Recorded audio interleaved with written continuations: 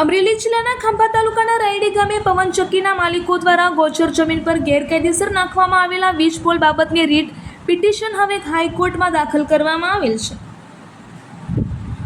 જેમાં વિગતવાર વાત કરીએ તો અમરેલી જિલ્લાના ખાંભા તાલુકાના રાયડી ગામે પવનચક્કીના માલિકો દ્વારા ગોચર જમીન પર ગેરકાયદેસર વીજ પોલ નાખી દબાણ કરેલ હોય જે બાબતે તંત્રને લિખિત તથા મૌખિક અનેકવાર રજૂઆતો કરવામાં આવી હોવા છતાં ઘોર નિદ્રામાં સૂતેલા તંત્ર દ્વારા કંપની વિરુદ્ધ કોઈપણ જાતના પગલાં લેવામાં આવ્યા ન હોય